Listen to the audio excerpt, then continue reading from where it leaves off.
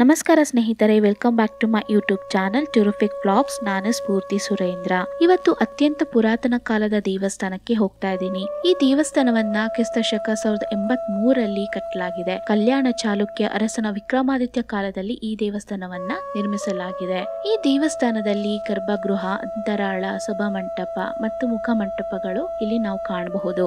ಈ ದೇವಸ್ಥಾನದಲ್ಲಿ ವಿವಿಧ ಬಗೆಯ ಸೂಕ್ಷ್ಮ ಅಲಂಕಾರಣೆಯ ಕೆತ್ತನೆಗಳನ್ನ ನಾವು ಇಲ್ಲಿ ನೋಡಬಹುದು. ಈ ದೇವಸ್ಥಾನದ ಬಗ್ಗೆ ಇತಿಹಾಸ ತಿಳ್ಕೊಳ್ಳೋದಕ್ಕೆ ಬಹಳ ಪ್ರಯತ್ನ ಪಟ್ಟೆ, ಆದ್ರೆ ನನಗೆ ಎಲ್ಲೂ ಇತಿಹಾಸದ ಬಗ್ಗೆ ಸಿಗ್ಲಿಲ್ಲ. ನಿಮಗೆ ಯಾರಾದ್ರೂ ಈ ದೇವಸ್ಥಾನದ ಬಗ್ಗೆ ಹಿನ್ನೆಲೆ ಗೊತ್ತಿದ್ರೆ ದಯವಿಟ್ಟು ಕಮೆಂಟ್ ಮಾಡಿ ತಿಳಿಸಿ. ನನಗೂ ದೇವಸ್ಥಾನಗಳ ಹಿನ್ನೆಲೆ ಬಗ್ಗೆ ತಿಳ್ಕೊಬೇಕಂತ ಬಹಳ ಆಸೆ ಇದೆ. ನನ್ನ ಚಾನೆಲ್ಗೆ ಇನ್ನೂ ಯಾರಾದ್ರೂ ಸಬ್ಸ್ಕ್ರೈಬ್ ಮಾಡಿಲ್ಲ ಅಂದ್ರೆ ದಯವಿಟ್ಟು ಸಬ್ಸ್ಕ್ರೈಬ್ ಮಾಡಿ, ಪಕ್ಕದಲ್ಲಿರುವಂತ ಬೆಲ್ ಐಕನ್ನ ಕ್ಲಿಕ್ ಮಾಡಿ.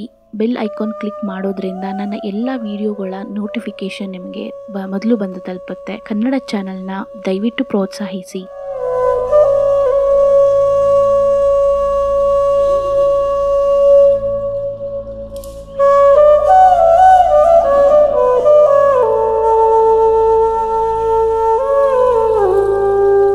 ಇನ್ನು ಇಲ್ಲಿ ಪ್ರತಿಯೊಂದು ಕಂಬ ಕೂಡ ವಿಭಿನ್ನವಾಗಿದೆ. ತಲೆ ಎತ್ತಿ ಮೇಲೆ ನೋಡಿದರೆ ಹಳೆಗನ್ನಡದಲ್ಲಿ ಶಾಸನವನ್ನ ಕೆತ್ತನೆಯನ್ನ ಮಾಡಿದ್ದಾರೆ. ಇದು ಕಲ್ಲೇಶ್ವರ ದೇವಾಲಯ ಆಗಿರೋದ್ರಿಂದ ಇಲ್ಲಿ ಲಿಂಗ ರೂಪದಲ್ಲಿ ಕಲ್ಲೇಶ್ವರ ಸ್ವಾಮಿಯು ದರ್ಶನ ಕೊಡುತ್ತಾನೆ.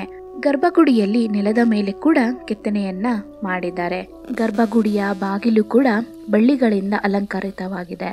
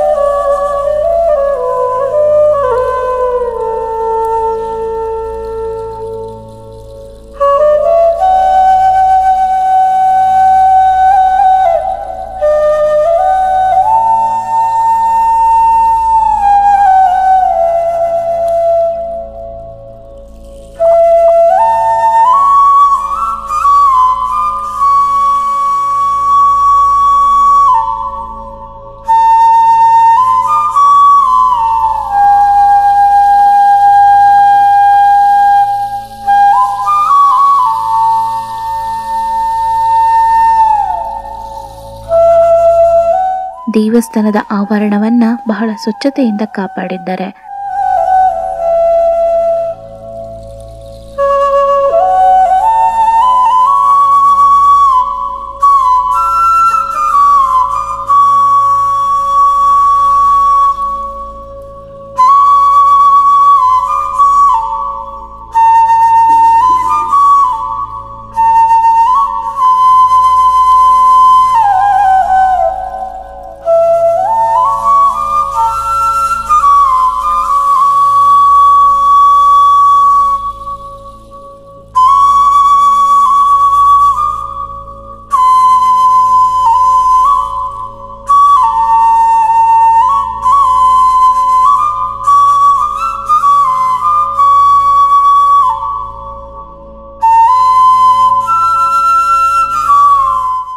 ದೇವಸ್ಥಾನದ ಹೊರಭಾಗದಲ್ಲಿ ವಿಭಿನ್ನ ರೀತಿಯ ಪ್ರಾಣಿಗಳ ಕೆತ್ತನೆಯನ್ನ ನಾವು ಇಲ್ಲಿ ಕಾಣಬಹುದು.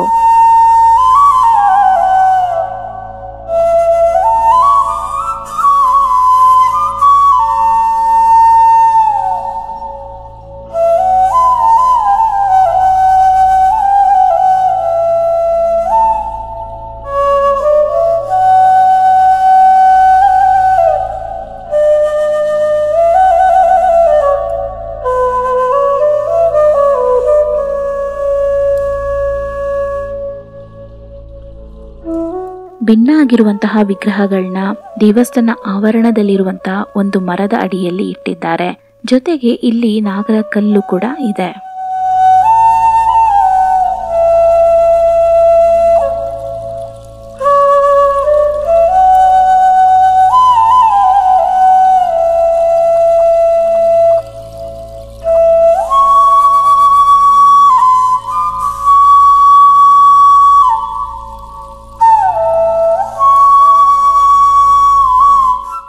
ಈ ವಿಡಿಯೋನ ಇಲ್ಲಿಗೆ ಎಂಡ್ ಮಾಡ್ತಾ ಇದ್ದೀನಿ. ಈ ವಿಡಿಯೋ ಇಷ್ಟ ಆಗಿದ್ದಲ್ಲಿ ದಯವಿಟ್ಟು ಲೈಕ್ ಮಾಡಿ, ಶೇರ್ ಮಾಡಿ. ಹಾಗೆ ಯಾರಿನ್ನೂ ಸಬ್ಸ್ಕ್ರೈಬ್ ಮಾಡಿಲ್ಲ ನನ್ನ ಚಾನಲ್ಗೆ ದಯವಿಟ್ಟು ಸಬ್ಸ್ಕ್ರೈಬ್ ಮಾಡಿ. ಕನ್ನಡ ಚಾನೆಲ್ನ ಉಳಿಸಿ ಬೆಳೆಸಿ ಪ್ರೋತ್ಸಾಹಿಸಿ. ಮತ್ತೆ ಸಿಗ್ತೀನಿ ಮುಂದಿನ ವಿಡಿಯೋದೊಂದಿಗೆ. ಅಲ್ಲಿವರೆಗೂ ಧನ್ಯವಾದ.